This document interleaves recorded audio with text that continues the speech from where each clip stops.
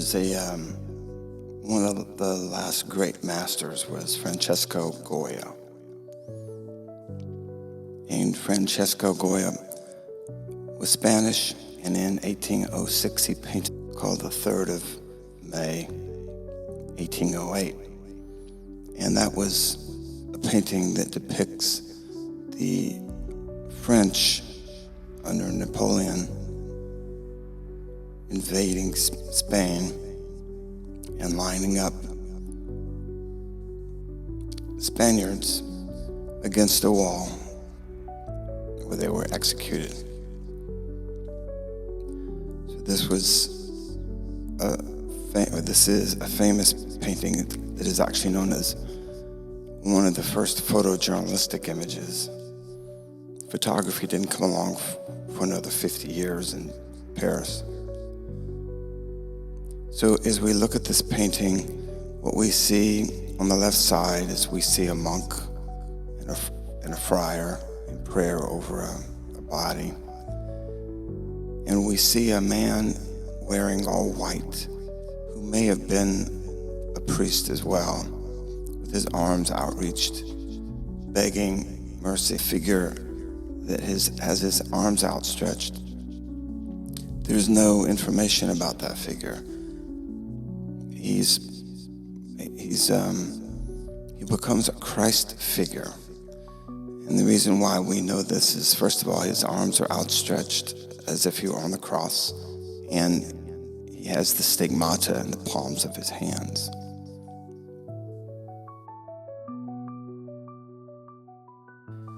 So this painting has a lot of symbolism in terms of and relevance today. When we think about the turmoil that the world is in today, it's really no different. When we look at the Ukraine and what Russia is doing to the Ukrainians, or when we look at Gaza Strip and all of the innocent and thousands of innocent people that are being killed and that have been killed in Israel. Now, there's another wall that I chose to paint, and that's called it's the stoning wall. And this is a painting that goes by the title, The Shadow in the Middle. And so it is the woman caught in adultery, found in John 7. And we have the story, as most of you know, goes where the Pharisees and the Sadducees have caught this woman in adultery. And so under the law, she's to be stoned under the Jewish law, the law of Moses. So they bring her to Jesus. Now, what do we do with her? What do you think we should do, Jesus? Obviously, at this point, Jesus has been teaching about mercy and love, forgiveness. Oh, yeah? Well, let's see. What do you say about this woman and her sin? So we all know the story there. Jesus obviously got very angry, but he didn't show it. So what did he do? He took his energy and he just knelt down and started writing in the sand. Some people believe he was writing the 10 Commandments. Some theologians. Then he stands up calmly. And then he looks at the accusers. Said, well, those of you without sin, you get to throw the first stone. Now, one stone drops from the hands of the accusers. And the woman caught in adultery is left with Jesus.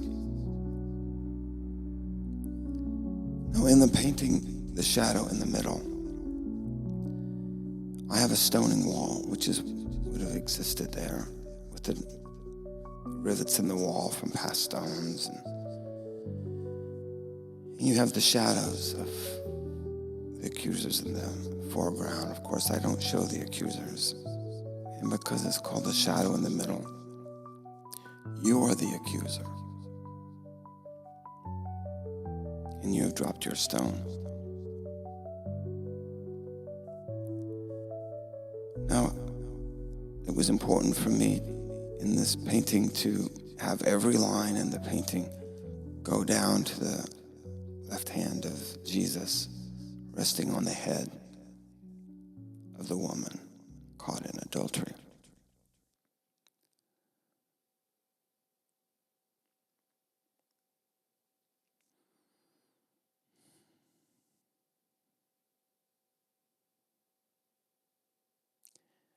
The light that is bouncing off the walls symbolizes God the Father, and it's reflected into Jesus, through Jesus, onto the woman caught in adultery.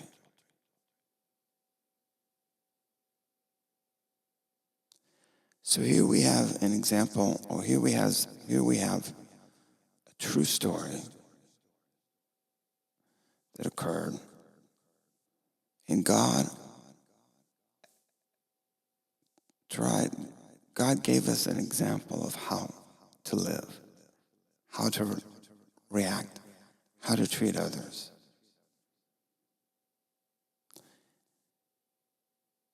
And it was the sample, the example, the testament. And yet 2,000 years later, we're still stoning.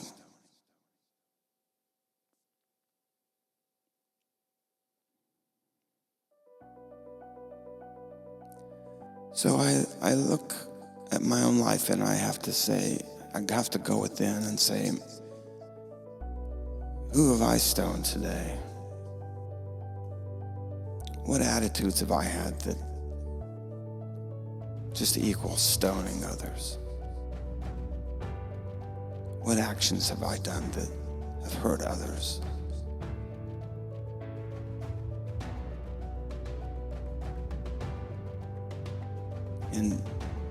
And do I choose to turn from those attitudes and from those actions and receive the grace and the forgiveness of Christ?